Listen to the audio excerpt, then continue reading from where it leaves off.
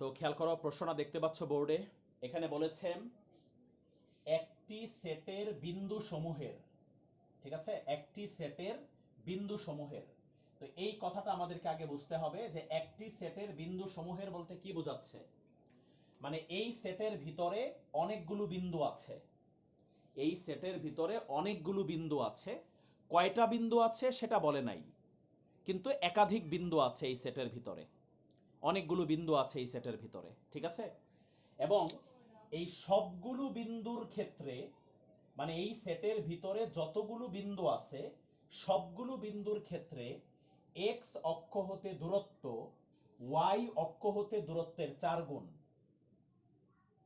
মানে এই সবগুলো বিন্দু, হ্যাঁ, সবগুলো, এই সেটের ভিতরে যতগুলো বিন্দু আছে সবগুলো বিন্দুর জন্যই এক্স অক্ষ হতে দূরত্ব ওয়াই অক্ষ হতে দূরত্বের 4 গুণ। মানে প্রত্যেকটা বিন্দুর ক্ষেত্রে এক্স অক্ষ থেকে দূরত্ব ওয়াই অক্ষ থেকে দূরত্বের 4 গুণ হবে। এই সেটের ভিতরে যতগুলো বিন্দু আছে সবগুলো বিন্দুর জন্যই, মানে প্রত্যেকটা বিন্দুর জন্যই এক্স অক্ষ থেকে দূরত্ব ওয়াই অক্ষ থেকে দূরত্বের 4 গুণ। তো এটা হচ্ছে আসলে এই বিন্দুগুলোর শর্ত। এই যে এক্স অক্ষ থেকে দূরত্ব ওয়াই অক্ষ থেকে দূরত্বের 4 গুণ, এটা হচ্ছে এই সেটের প্রত্যেকটা বিন্দুর শর্ত। এই সেটের প্রত্যেকটা বিন্দুর শর্ত এটা। শর্ত কোত্থেকে আসলো? ওই যে আমরা একটু আগে সঞ্চার পথের সংজ্ঞার মধ্যে পড়েছিলাম যে বিন্দুগুলো একটা নির্দিষ্ট শর্ত মেনে চলে, এক বা একাধিক শর্তাধীনে। আমরা কিন্তু একটু আগে সংজ্ঞার মধ্যে পড়েছিলাম যে এক বা একাধিক শর্তাধীনে বিন্দুগুলো শর্ত মেনে চলে। তাহলে এটাই হচ্ছে বিন্দুগুলোর শর্ত, এক্স অক্ষ থেকে দূরত্ব ওয়াই অক্ষ থেকে দূরত্বের 4 গুণ। এটাই হচ্ছে এই সেটের প্রত্যেকটা বিন্দুর শর্ত। আচ্ছা, তো এখন আমরা অঙ্কটা শুরু করব কিভাবে দেখো। অঙ্কটা শুরু করব, এই সেটের ভিতর থেকে যে কোনো একটা বিন্দু আমি ধরে নিব। এই সেটের ভিতরে কিন্তু অনেকগুলো বিন্দু আছে, এই অনেকগুলো বিন্দু থেকে যে কোনো একটা বিন্দু আমি ধরে নিব। তো লিখব ধরি, ধরি ওই সেটের যে কোনো একটি বিন্দু, ওই সেটের যে কোনো একটি বিন্দু, মনে করো এক্স ওয়াই ধরে নিলাম, এই সেটের যে কোনো একটি বিন্দু এক্স ওয়াই ধরে নিলাম, যে কোনো একটা বিন্দু এক্স ওয়াই ধরে নিলাম এবং এটাকে নাম দিয়ে দিলাম, সাপোজ পি নাম দিয়ে দিলাম, এটাকে পি নাম দিয়ে দিলাম। তাহলে এই পি বিন্দুটা কিন্তু, এই পি বিন্দুটা কিন্তু এই সেটের ভিতরে আছে। আমরা কিন্তু এই সেটের ভিতরে বিন্দুগুলো থেকেই একটা বিন্দু ধরে নিয়েছি এক্স ওয়াই। তাহলে এই পি বিন্দুটা কিন্তু এই সেটের ভিতরে আছে। সো একটু আগে যেটা বললাম যে এই সেটের ভিতরে যতগুলো বিন্দু আছে প্রত্যেকটা বিন্দুর জন্যই এক্স অক্ষ থেকে দূরত্ব ওয়াই অক্ষ থেকে দূরত্বের 4 গুণ। তার মানে কিন্তু এই পি বিন্দুর জন্য এক্স অক্ষ থেকে দূরত্ব ওয়াই অক্ষ থেকে দূরত্বের 4 গুণ হবে। এই পি বিন্দুর জন্যও কিন্তু এক্স অক্ষ থেকে দূরত্ব ওয়াই অক্ষ থেকে দূরত্বের 4 গুণ হবে। কেন? কারণ এই পি বিন্দুটা কিন্তু এই সেটের ভিতরে আছে, পি বিন্দুটা কিন্তু এই সেটের ভিতর থেকেই আমরা ধরে নিয়েছি। আর এই সেটের ভিতরের সবগুলো বিন্দুর জন্যই এক্স অক্ষ থেকে দূরত্ব ওয়াই অক্ষ থেকে দূরত্বের 4 গুণ। তার মানে এই পি বিন্দুর জন্য এক্স অক্ষ থেকে দূরত্ব ওয়াই অক্ষ থেকে দূরত্বের 4 গুণ হবে। বুঝছো মাহি? জি স্যার। আচ্ছা, এখন আমরা লিখব প্রশ্ন মতে, এখন আমরা লিখব প্রশ্ন মতে। তাহলে কি বলেছি মাত্র তোমাকে, যে এই পি বিন্দুর জন্য এক্স অক্ষ থেকে দূরত্ব ওয়াই অক্ষ থেকে দূরত্বের 4 গুণ হবে। এখন তোমাকে একটা ছোট্ট কথা বলি, 9-10-এ তুমি হায়ার ম্যাথের স্থানাঙ্ক জ্যামিতিতে অবশ্যই পড়েছ যে এক্স অক্ষ থেকে কোনো বিন্দুর দূরত্বর সূত্র কি মনে আছে? এক্স অক্ষ থেকে কোনো বিন্দুর, হ্যাঁ বলো বলো। স্যার ওয়াই মডুলাস দিয়ে ভেতরে ওয়াই হ্যাঁ, হবে। ভেরি গুড, মনে আছে তোমার তাহলে। এক্স অক্ষ থেকে কোন বিন্দুর দূরত্ব হচ্ছে মডুলাস অফ ওয়াই। তাহলে বলো এক্স অক্ষ থেকে এই পি বিন্দুর দূরত্ব হবে modulus of y equal to, আর ওয়াই অক্ষ থেকে পি বিন্দুর দূরত্ব হবে মডুলাস অফ এক্স। এখন প্রশ্নে কি বলেছে যে এক্স অক্ষ থেকে দূরত্ব ওয়াই অক্ষ থেকে দূরত্বের 4 গুণ, তার মানে এটার সাথে 4 গুণ হবে। বুঝতে পেরেছো মাহি? জি স্যার। গুড। এটা হচ্ছে মডুলাস অফ ওয়াই হচ্ছে এক্স অক্ষ থেকে দূরত্ব, আর মডুলাস অফ এক্স হচ্ছে ওয়াই অক্ষ থেকে দূরত্ব। তো প্রশ্নের মধ্যে বলেছে ওয়াই অক্ষ হতে দূরত্বের 4 গুণ, তার মানে ওয়াই অক্ষ থেকে যে দূরত্ব তার 4 গুণ।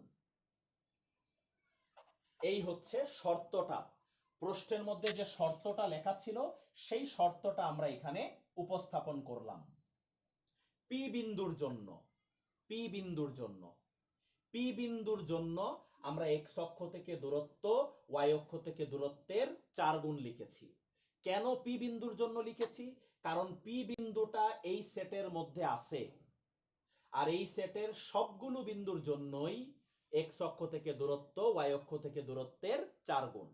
তাই আমরা এই পি বিন্দুর জন্য এক্স অক্ষ থেকে দূরত্ব ওয়াই অক্ষ থেকে দূরত্বের 4 গুণ লিখেছি। তাহলে প্রশ্ন অনুসারে আমরা শর্তটা উপস্থাপন করে ফেললাম।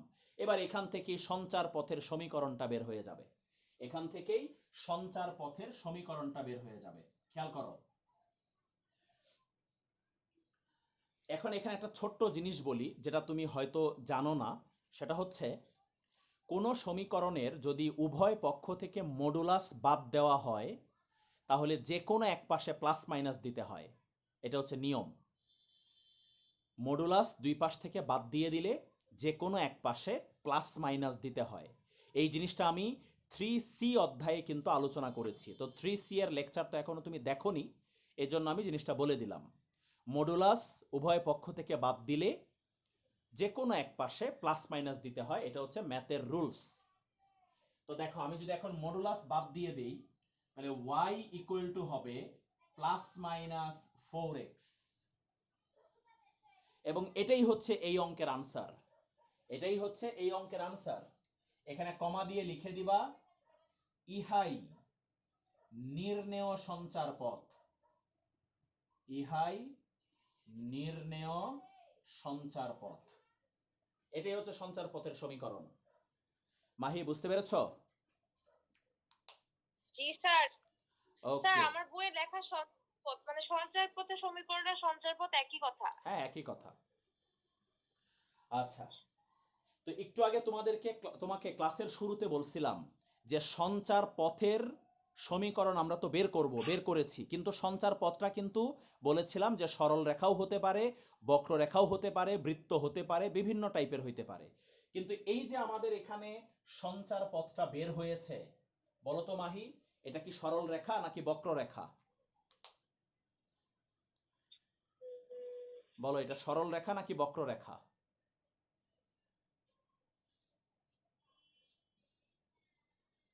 বক্ররেখা। নো, এটা সরল রেখা। 9-10 তুমি পড়েছো সরল রেখার সমীকরণ কাকে বলে। এক্স এবং ওয়াই চলকের একঘাতিক সমীকরণকে সরল রেখার সমীকরণ বলে। অর্থাৎ এক্স আর ওয়াই এর ঘাত যদি 1 হয়, ঘাত মানে পাওয়ার, এক্স আর ওয়াই এর পাওয়ার যদি 1 হয় তাহলে ওই সমীকরণকে সরল রেখার সমীকরণ বলে।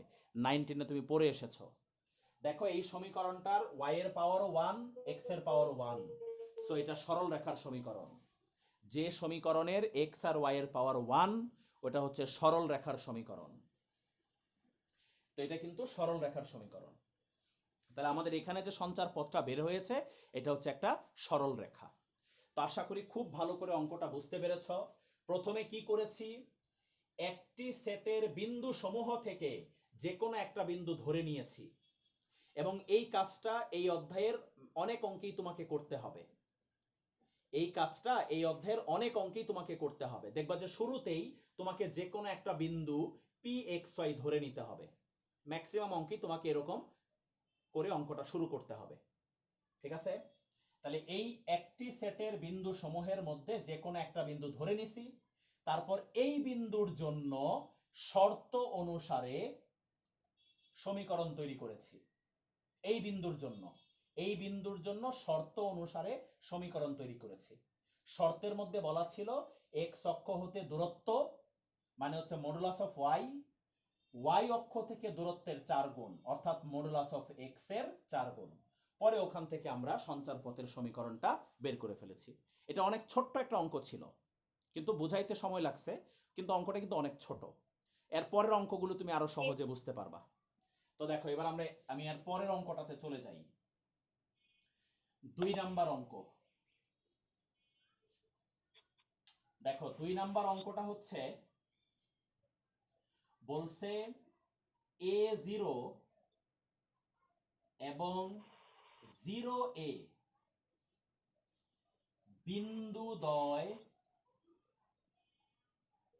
বিন্দুদ্বয় হতে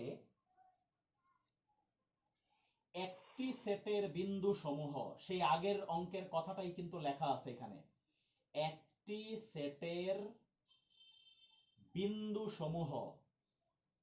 এই যে এই কথাটা কিন্তু আগের অঙ্কের মধ্যেও ছিল, একটি সেটের বিন্দু সমূহ, একটি সেটের বিন্দু সমূহের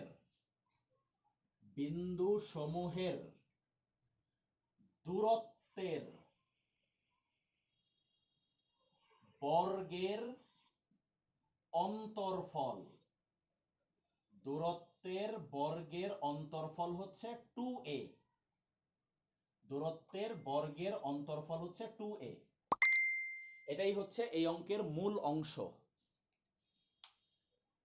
এরপরে বলেছে সঞ্চার পথের সমীকরণ বের করো। খুঁজে পেয়েছো মাহি অঙ্কটা? জি স্যার, আমার বইয়ের 5 নাম্বার। ওকে ফাইন, তাহলে তুমি 5 নাম্বার দিয়ে লেখো। তো অঙ্কটা হচ্ছে, খুব ভালো করে বোঝার চেষ্টা করো, এই অঙ্কটা খুব ইম্পর্টেন্ট। A0 এবং 0A বিন্দুদ্বয় হতে একটি সেটের বিন্দু সমূহের দূরত্বের বর্গের অন্তরফল 2a। তাহলে ওই যে সেই আগের অঙ্কের মতো কিন্তু লিখছে যে একটি সেটের বিন্দু সমূহের। তাহলে আমরা চলো আগের অঙ্কের মতো শুরুতেই ধরে নিই, যে ধরি ওই সেটের যে কোনো একটি বিন্দু, ওই সেটের যে কোনো একটি বিন্দু pxy, ঠিক আগের মতো ওই সেটের যে কোনো একটি বিন্দু pxy আগের মতো ধরে নিলাম। এখন শোনো, তোমাকে সহজ করে অঙ্কটা বোঝানোর জন্য আমি একটা কাজ করি।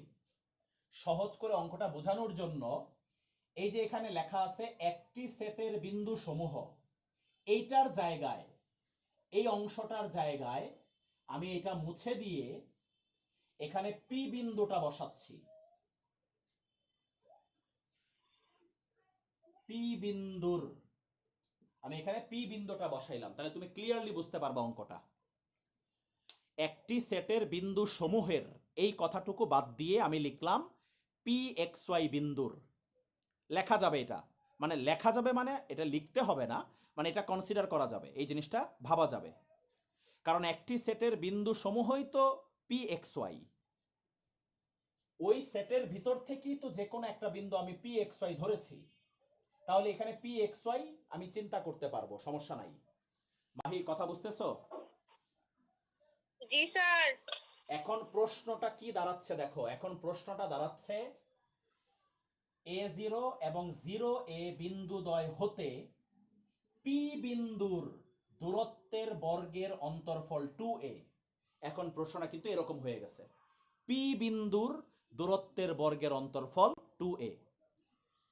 পি বিন্দুর মানে কি? পি বিন্দুর মানে হচ্ছে এই পি বিন্দুর মানে কি? পি বিন্দুর মানে হচ্ছে ওই সেটের ভিতরে যতগুলো বিন্দু আছে সবগুলো বিন্দুর। পি বিন্দুর মানে হচ্ছে ওই সেটের ভিতরে যতগুলো বিন্দু আছে সবগুলো বিন্দুর দূরত্বের বর্গের অন্তরফল হচ্ছে 2a। আচ্ছা, এখন আমরা প্রশ্ন মতে দিয়ে সমীকরণ তৈরি করব।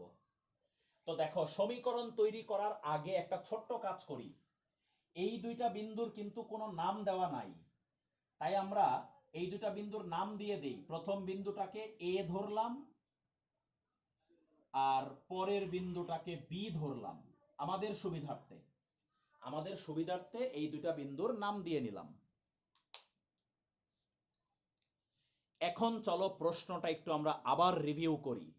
প্রশ্নটা কি? প্রশ্নটা হচ্ছে এই দুইটা বিন্দু হতে পি বিন্দুর দূরত্বের বর্গের অন্তরফল।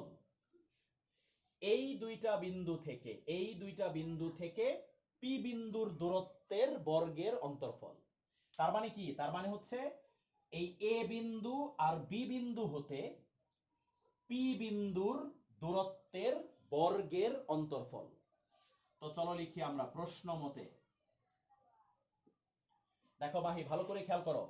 এই দুইটা বিন্দু থেকে পি বিন্দুর দূরত্বের বর্গের অন্তরফল। তাহলে চলো আমরা আলাদা আলাদা করে চিন্তা করি। প্রথমে এ বিন্দু থেকে পি বিন্দুর দূরত্ব। প্রথমে হচ্ছে এ বিন্দু থেকে পি বিন্দুর দূরত্ব। এ বিন্দু থেকে পি বিন্দুর দূরত্ব হচ্ছে পি এ। এ বিন্দু থেকে পি বিন্দুর দূরত্ব হচ্ছে পি এ। আর বি বিন্দু থেকে পি বিন্দুর দূরত্ব হচ্ছে পি বি। ঠিক আছে? এবার প্রশ্নে কি বলেছে দেখো। স্যার এখানে বলো বলো। এপি আর পি মানে একই না? হ্যাঁ, একই। এপি আর পি এ একই, সমস্যা নাই। তাহলে আমরা কি করলাম দেখো। এ বিন্দু থেকে পি বিন্দুর দূরত্ব পি এ আর বি বিন্দু থেকে পি বিন্দুর দূরত্ব পি বি। ঠিক আছে? এবার প্রশ্নে কি বলেছে? এই দুইটা দূরত্বের বর্গের অন্তরফল। এই দুইটা দূরত্বের বর্গের অন্তরফল। এই যে বর্গের অন্তরফল। অন্তরফল মানে হচ্ছে বিয়োগফল। বর্গের বিয়োগফল কত দেওয়া আছে? বর্গের বিয়োগফল 2a। মাহি, বুঝতে পেরেছো ব্যাপারটা? এই হচ্ছে সমীকরণটা।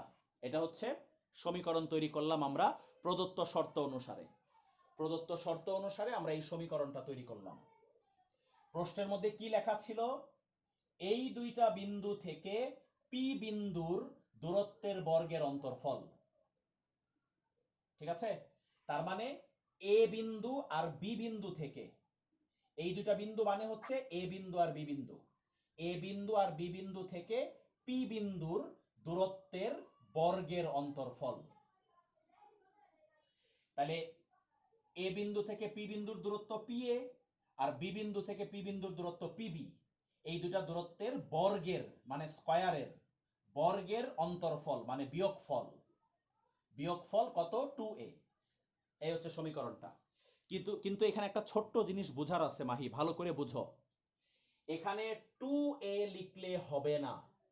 এখানে 2a লিখলে হবে না। এখানে তোমাকে প্লাস মাইনাস 2a লিখতে হবে। এখন তুমি মনে মনে হয়তো চিন্তা করতেছো যে স্যার, প্রশ্নের মধ্যে তো স্পষ্ট লেখা আছে যে দূরত্বের বর্গের অন্তরফল হচ্ছে শুধু 2a। তা আমি এখানে কেন প্লাস মাইনাস 2a দিব? কারণ কি? আমি প্লাস মাইনাস 2a কেন দিব? এখানে প্রশ্নের মধ্যে তো স্পষ্ট লেখা আছে যে দূরত্বের বর্গের অন্তরফল হচ্ছে 2a। তা আমাকে প্লাস মাইনাস 2a কেন দিতে হবে? এটার একটু যুক্তিটা খুব ভালো করে শোনো। দেখো, একটা জিনিস খেয়াল করো। প্রশ্নের মধ্যে কিন্তু বলেনি যে পি এ স্কয়ার আগে হবে নাকি পি বি স্কয়ার আগে হবে। এটা কিন্তু প্রশ্নের মধ্যে বলেনি। প্রশ্নের মধ্যে শুধু বলছে দূরত্বের বর্গের অন্তরফল 2a। এখন পি এ স্কয়ার আগে নাকি পি বি স্কয়ার আগে এটা কিন্তু প্রশ্নের মধ্যে উল্লেখ করা নাই। এখন মনোযোগ দিয়ে একটু শোনো। আমি এটা রাফে বোঝাচ্ছি তোমাকে। দেখো, রাফে বোঝাচ্ছি। যদি পি এ স্কয়ার আগে হয়, পি বি স্কয়ার পরে হয়, তাহলে ইকুয়াল টু 2a এটা হবে। আর যদি পি বি স্কয়ার আগে হয় আর পি এ স্কয়ার পরে হয়, তাও এখানে 2a হবে। তাও এখানে 2a হবে। কিন্তু ভালো করে খেয়াল করো, সেকেন্ড যে সমীকরণটা লিখছি, সেকেন্ড যে সমীকরণটা, এই সেকেন্ড সমীকরণটার উভয় পক্ষে যদি -1 দিয়ে গুণ করো তাহলে কি হবে? pa square minus PB square equal to -2a। Mahi বুঝতে পেরেছ? জি স্যার। তাহলে এইটা হচ্ছে প্রথম সমীকরণ, যদি pa স্কয়ার আগে হয় পিবি স্কয়ার পরে হয়। আর এইটা হচ্ছে দ্বিতীয় সমীকরণ, যদি পিবি স্কয়ার আগে হয় আর pa স্কয়ার পরে হয়। তাহলে দেখো এখানে কিন্তু -2a চলে আসছে, আর এটাতে +2a, এটাতে -2a। কিন্তু বাম পাশে দেখো ঠিক আছে, pa square minus PB square, pa square minus PB square, বাম পাশে ঠিক আছে। ডান পাশে একটা আসতেছে +2a আর একটা আসতেছে -2a, দ্যাটস ওয়াই এখানে +-2a হবে। বুঝছো মাহি? জি স্যার। Okay fine. যদি আমি pa স্কয়ারকে আগে নেই তাহলে এটা +2a হবে, আর যদি পিবি স্কয়ারকে আগে নেই তাহলে এটা -2a হবে। দ্যাটস ওয়াই আমাদেরকে এখানে +-2a ইউজ করতে হবে। আশা করি ক্লিয়ারলি জিনিসটা বুঝতে পেরেছো। এখন এখান তো থেকে সেজন্য প্লাস মাইনাস। হ্যাঁ হ্যাঁ, যদি pa স্কয়ার আগে হয় তাহলে প্লাস, আর যদি পিবি স্কয়ার আগে হয় তাহলে হবে মাইনাস। ওই যে মাত্র আমি তোমাকে এখানে বুঝিয়েছি, তাই এখানে প্লাস মাইনাস দিতে হবে। এবার এখান থেকেই আমরা সঞ্চার পথের সমীকরণটা বের করব। এখান থেকে আমরা সঞ্চার পথের সমীকরণটা বের করব। তো একটু ভালো করে খেয়াল করো, ভালো করে দেখো মাহি, PA, PA মানে কি? PA মানে হচ্ছে পি বিন্দু থেকে এ বিন্দুর দূরত্ব, পি বিন্দু থেকে এ বিন্দুর দূরত্ব। তাহলে 9 10-এ কিন্তু আমরা দূরত্ব নির্ণয়ের সূত্র শিখেছিলাম, x1 - x2 whole square, y1 - y2 whole square. তাহলে পি বিন্দু থেকে এ বিন্দুর দূরত্ব দেখো কি হবে, x - a whole square plus y - 0 whole square. এটা এই যে এটা কার মান? এটা হচ্ছে পি এর মান, পি এ। কিন্তু দেখো পি এর উপরে কিন্তু একটা স্কয়ার আছে, তো স্কয়ারের কারণে এই রুটটা আমাদেরকে আর দেওয়া লাগবে না। শুধু যদি পি এ হতো তাইলে রুট দেওয়া লাগতো, কিন্তু পি এ স্কয়ার হলে রুট আর আমাদেরকে দেওয়া লাগবে না। মাহি বুঝতে পেরেছো? জি স্যার। আচ্ছা, এবার দেখো মাইনাস, একইভাবে আমরা বের করব পিবি স্কয়ার। একইভাবে পিবি স্কয়ার মানে হচ্ছে পি বিন্দু থেকে বি বিন্দুর দূরত্ব। তাহলে এটা হবে হচ্ছে x - 0 whole square plus y - a whole square. Root দিলাম না, রুট দিলাম না কেন? এই যে পিবি স্কয়ার আছে এই জন্য রুট দেই নাই, ইকুয়াল টু +-2a। এবার চলো ক্যালকুলেশন করি। সূত্র ভাঙো, x square - 2ax plus a square plus y square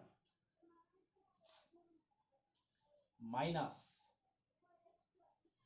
এখানে হবে x square plus y square minus 2ay plus a square equal to +-2a।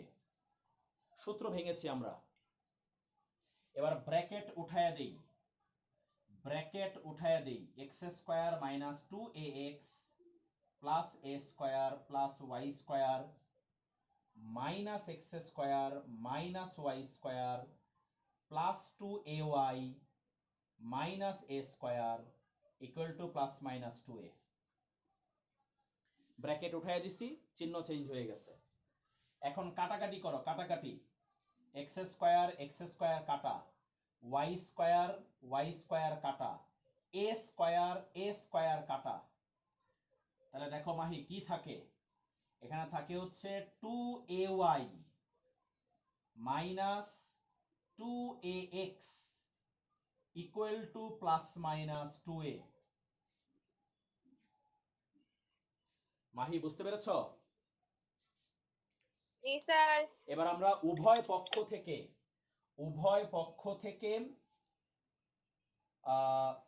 2a দ্বারা ভাগ করে দিই, 2a উভয় পক্ষে 2a দ্বারা ভাগ করে দিই, তাইলে হবে y minus x equal to plus minus 1। এটাই হচ্ছে আমাদের আনসার বা সঞ্চার পথের সমীকরণ। এখানে কমা দিয়ে লিখে দাও মাহি, কমা দিয়ে লিখে দাও ইহাই নির্ণেয় সঞ্চার পথ, ইহাই নির্ণেয় সঞ্চার পথ, কমা দিয়ে লিখে দাও। লিখেছি। এই তাহলে বলো তো এখানে যে সঞ্চার পথের সমীকরণটা বের হয়েছে এটা কিসের সমীকরণ, সরল রেখা না বক্ররেখা, বলো মাহি। তো এটা বলবো, হ্যাঁ কিসের সমীকরণ এটা? তো এটা সরল রেখা। হ্যাঁ এটাও সরল রেখা, কারণ দেখো x আর y এর পাওয়ার হচ্ছে 1, x এর পাওয়ারও 1, y এর পাওয়ারও 1, দ্যাটস ওয়াই এটাও কিন্তু একটা সরল রেখারই সমীকরণ বের হয়েছে। এই বুঝতে পেরেছো অঙ্কটা ভালো করে? স্যার আচ্ছা তো এবার এখানে আসবে যে এটা কি সমীকরণ? না না এটা চাইবে না, এটা পরে চাইবে, এখন তোমার এটা আপাতত জানার দরকার নাই। এটা যখন তুমি সেকেন্ড ইয়ারে উঠে যাবে তখন দেখবা যে সৃজনশীলগুলোতে এরকম প্রশ্ন আসবে, এখন আপাতত এটা টেনশন করার দরকার নাই। তাহলে মুছে দিলাম অঙ্কটা। আর এখানে আরেকটা জিনিস দেখো, আমি যে জিনিসটা তোমাকে বুঝিয়েছিলাম, যখনই আমি পি এক্স ওয়াই বিন্দুটা ধরে নিছি তখনই কিন্তু একটি সেটের বিন্দু সমূহ এই কথাগুলো মুছে দিয়ে আমি পি এক্স ওয়াই বিন্দুর কথাটা চিন্তা করে নিয়েছি। তো সব অঙ্কের ক্ষেত্রে এরকম ভাবে তুমি চিন্তা করতে পারো যে একটি সেটের বিন্দু সমূহের জায়গায় তুমি পি এক্স ওয়াই বিন্দুটা চিন্তা করবা, তাহলে তোমার কাছে প্রশ্নটা একদম স্পষ্ট হয়ে যাবে বা ক্লিয়ার হয়ে যাবে। বুঝছো মাহি? জি স্যার। আচ্ছা ওকে, এবার আমি নেক্সট অঙ্কে চলে যাচ্ছি, মুছে দিলাম।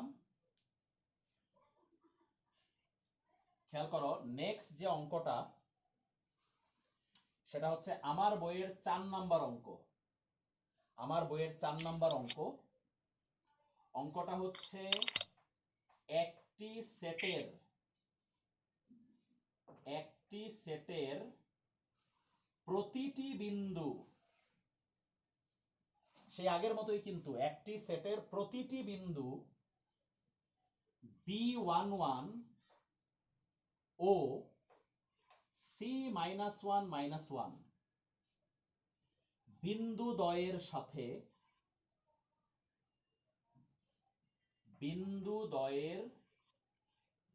সাথে যে ত্রিভুজ গঠন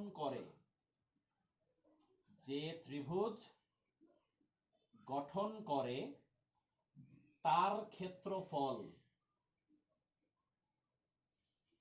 ক্ষেত্রফল 5 বর্গ একক। এটাই হচ্ছে প্রশ্নের মূল অংশ। খুঁজে পেয়েছো মাহি? জি স্যার, আমার বইয়ের 12 নাম্বার। ওকে তাহলে 12 নম্বর দিয়ে করো, এটা সমস্যা নাই। তাহলে দেখো সেই আগের মতোই একটি সেটের প্রতিটি বিন্দু লেখা আছে। তো চলো আমরা একটা বিন্দু ধরে ফেলি আগের অঙ্কগুলোর মতো, যে ধরি ওই সেটের যে কোনো একটি বিন্দু, ওই সেটের যে কোনো একটি বিন্দু, যে কোনো একটি বিন্দু হচ্ছে পি এক্স ওয়াই, সে আগের মতো। এবার একটু আগে কি বলছিলাম তোমাকে, এবার তুমি এই পি এক্স ওয়াই বিন্দুটা এইখানে চিন্তা করো, পি এক্স ওয়াই বিন্দুটা এইখানে চিন্তা করো, তাহলে তোমাদের জন্য মানে তোমার জন্য বুঝতে সুবিধা হবে। তো আমি এখন এই অংশটুকু মুছে দিচ্ছি, এই অংশটুকু মুছে দিয়ে এখানে আমি পি এক্স ওয়াই বিন্দুটা লিখতেছি, তাহলে তোমার প্রশ্নটা বুঝতে সুবিধা হবে।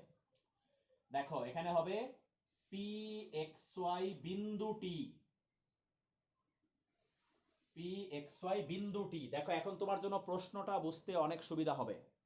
এখন প্রশ্নটা আবার পড়ো, পি এক্স ওয়াই বিন্দুটি বি ও সি বিন্দু দ্বয়ের সাথে যে ত্রিভুজ গঠন করে তার ক্ষেত্রফল 5 বর্গ একক। বুঝছো মাহি প্রশ্নটা এখন? জি স্যার। তাহলে এই পি বিন্দুটি এই দুইটা বিন্দুর সাথে যে ত্রিভুজ গঠন করে তার ক্ষেত্রফল হচ্ছে 5 বর্গ একক। তো চলো আমরা লিখে ফেলি প্রশ্ন মতে। দেখো মাহি খেয়াল করো, এই পি বিন্দুটা এই বি বিন্দু আর সি বিন্দুর সাথে যে ত্রিভুজ গঠন করে ওই ত্রিভুজটার নাম হবে পিবিসি, তাই না মাহি? পিবিসি ত্রিভুজ হবে না এটা? জি স্যার। এই পি বিন্দুটা এই দুটা বিন্দুর সাথে যে ত্রিভুজ গঠন করবে ত্রিভুজটার নাম হবে পিবিসি। তাহলে পিবিসি ত্রিভুজের ক্ষেত্রফল, ক্ষেত্রফল কত দেওয়া আছে? এই যে 5 বর্গ একক ইকুয়াল টু 5। এই যে লেখা আছে পি বিন্দুটি এত আর এত বিন্দু দ্বয়ের সাথে যে ত্রিভুজ গঠন করে তার ক্ষেত্রফল 5 বর্গ একক। অর্থাৎ এই পিবিসি ত্রিভুজের ক্ষেত্রফল হচ্ছে 5 বর্গ একক। বুঝতে পেরেছো শর্তটা? স্যার এখন শোনো, এখান থেকে আমরা অঙ্কের আনসারটা বের করব। খেয়াল করো, এখন আমি এই পিবিসি ত্রিভুজের ক্ষেত্রফলটা লিখব। এখন তোমাকে একটা কথা বলি, মনোযোগ দিয়ে শোনো। 3C অধ্যায়ের লেকচার তো তুমি দেখোনি, দ্যাটস ওয়াই তুমি এই জিনিসটা জানো না যে নির্ণায়কের সাহায্যে কিভাবে তিনটা বিন্দু দিয়ে ত্রিভুজের ক্ষেত্রফল বের করতে হয়। এই জিনিসটা তোমার হয়তো জানা নাই, এটা আমি 3C তে আলোচনা করেছি। এখনো ইউটিউবে আমার লেকচারগুলো আছে, দেখবা অবশ্যই। তো আমি আবার বলতেছি, নির্ণায়কের সাহায্যে কিভাবে তিনটা বিন্দুর স্থানাঙ্ক দিয়ে ত্রিভুজের ক্ষেত্রফল বের করতে হয়, এই জিনিসটাই আমি 3C তে আলোচনা করেছিলাম। তো এটা তুমি দেখোনি, এই জন্য আমি এখন একটু ডিটেলস বলতেছি, খেয়াল করো। আমি আবারও বলে নিচ্ছি কি শিখাচ্ছি তোমাকে। নির্ণায়কের সাহায্যে তিনটা বিন্দু দিয়ে ত্রিভুজের ক্ষেত্রফল কিভাবে বের করে। দেখো মাহি, ভালো করে খেয়াল করো। এই যে এটা হচ্ছে নিয়ম, হাফ হাফ, এরপরে হবে মডুলাস, তারপর হবে নির্ণায়ক। হাফ মডুলাস নির্ণায়ক ইকুয়াল টু 5। হাফ মডুলাস নির্ণায়ক। এখন এই নির্ণায়কের ভিতরে কি লিখব সেটা মনোযোগ দিয়ে শোনো। নির্ণায়কের ভিতরে এই তিনটা বিন্দুর স্থানাঙ্কগুলা লিখব। যে তিনটা বিন্দু দিয়ে আমরা ত্রিভুজ তৈরি করতেছি, এই যে পিবিসি ত্রিভুজ, এই তিনটা বিন্দুর স্থানাঙ্ক লিখব। প্রথমে লিখব এক্স ওয়াই। লেখার সিস্টেমটা দেখো, এক্স ওয়াই এভাবে লিখতে হবে যেভাবে আমি লিখতেছি। এরপরে বি বিন্দুর স্থানাঙ্ক লেখো 1 1, এই যে 1 1। এরপরে সি বিন্দুর স্থানাঙ্ক -1 -1 -1 -1। বুঝছো মাহি তিনটা বিন্দু বসানোর সিস্টেম? জি স্যার। এবার দেখো, এই তিনটা বিন্দু দিয়ে কিন্তু নির্ণায়কের প্রথম দুইটা কলাম হয়ে গেছে। এই তিনটা বিন্দু দিয়ে নির্ণায়কের প্রথম দুইটা কলাম হয়ে গেছে, আরেকটা কলাম বাকি আছে। আর যে কলামটা বাকি আছে ওই কলামটা সব সময় 1 1 1 হবে। সব ক্ষেত্রে যে কোনো ত্রিভুজের ক্ষেত্রফল বের করার সময় লাস্ট কলামটা সব সময় 1 1 1 হবে। মাহি কথা বুঝতে পেরেছো? জি স্যার। আমি আবার বলতেছি, যে তিনটা বিন্দু দিয়ে ত্রিভুজের ক্ষেত্রফল বের করবা ওই তিনটা বিন্দু দিয়ে নির্ণায়কের প্রথম দুইটা কলাম তৈরি করবা। এই যে প্রথম দুইটা কলাম, এই যে এই কলাম আর এই কলামটা তৈরি করবা ওই তিনটা বিন্দু দিয়ে। আর লাস্ট কলামটা সব সময় 1 1 1 হবে, সব সময়। এটা হচ্ছে নির্ণায়কের সাহায্যে তিনটা বিন্দু দিয়ে ত্রিভুজের ক্ষেত্রফল বের করার সিস্টেম। কনসেপ্টটা কি মাথায় ঢুকেছে মাহি? জি স্যার। আবার তুমি 3C এর লেকচারগুলো যখন দেখবা তখন এই জিনিসটা ওখানেও দেখতে পাবা, ওখানে আরো ক্লিয়ার হয়ে যাবে জিনিসটা। তো এইটা হচ্ছে পিবিসি ত্রিভুজের ক্ষেত্রফল, হাফ সহ কিন্তু 1/2 সহ। এটা হলো পিবিসি ত্রিভুজের ক্ষেত্রফল ইকুয়াল টু 5। চলো এখান থেকে এখন আমরা ক্যালকুলেশন করি। এই হাফটাকে ওই পাশে নিয়ে যাও, হাফকে ওই পাশে নিলে হবে 10। এখন আমরা কি করব শোনো, এই নির্ণায়কটার মান বের করব। আর নির্ণায়কের মান বের করার সিস্টেম তো তুমি শিখেছো নির্ণায়ক অধ্যায়ে, ওটা আমার বোঝানোর প্রয়োজন হবে না। তো দেখো মডুলাস দিলাম, দিয়ে এই যে প্রথম সারি দিয়ে নির্ণায়কের মানটা বের করব। প্রথম সারি দিয়ে নির্ণায়কের মানটা বের করব, plus minus plus, x into এই কলাম বাদ, এই সারি বাদ, 1 প্লাস 1। এরপরে কি হবে, মাইনাস ওয়াই ইন্টু এই সারি আর এই কলাম বাদ, প্রথম সারি আর মাঝখানের কলাম বাদ, এখানেও হবে 1 প্লাস 1। এরপরে মাইনাস, সরি লাস্টেরটার চিহ্ন প্লাস, লাস্টেরটার চিহ্ন প্লাস, প্লাস হ্যাঁ, তাহলে প্লাস 1 ইন্টু মাইনাস ওয়ান হবে, প্লাস হ্যাঁ, মাইনাস 1 প্লাস 1, গুড। তারপর মডুলাস ইকুয়াল টু 10। বুঝছো মাহি? স্যার। নির্ণায়কের মান যেভাবে নরমালি বের করি আমরা সেভাবেই বের করেছি এখানে, আর এই হাফটাকে ওই পাশে নিয়ে 10 বানায় দিছি। এবার দেখো মডুলাসের ভিতরে কি আসে, 2x minus 2y plus 0 equal to 10। এবার কি করব দেখো মাহি, মডুলাসটা বাদ দিয়ে দিব। মডুলাস বাদ দিলে কিন্তু প্লাস মাইনাস হবে, 2x minus 2y equal to plus minus 10। Plus minus 10 modulus বাদ দিয়ে প্লাস মাইনাস দিয়ে দিছি। এখন কি করব, উভয় পক্ষে 2 দ্বারা ভাগ করে দিব। 2 দ্বারা ভাগ করলে হবে x minus y equal to plus minus 5। এটাই হচ্ছে আমাদের অঙ্কের আনসার। এখানে কমা দিয়ে লিখে দাও, ইহাই নির্ণেয় সঞ্চার পথের সমীকরণ বা সঞ্চার পথ। বুঝেছো মাহি অঙ্কটা? স্যার। এটাও কি সরল রেখার সমীকরণ না, দেখো তো যেটা বের হইছে। জি স্যার, এটাও সমীকরণ, সবগুলা ঘাত এটাও এক। সরল রেখার, কারণ x আর y এর পাওয়ার দেখো 1, x এবং y এর পাওয়ার হচ্ছে 1, সো এটাও হচ্ছে সরল রেখারই সমীকরণ। ঠিক আছে, তাহলে আজকে এই 3টা অঙ্কই আমরা করলাম। আশা করি 3টা অঙ্কই খুব ভালো করে বুঝতে পেরেছো। আর 3টা অঙ্কেই তুমি দেখেছো যে শুরুতে আমরা ওই সেটের যে কোনো একটা বিন্দু ধরে নিছি pxy, ধরে নিয়ে ওই বিন্দুটাকে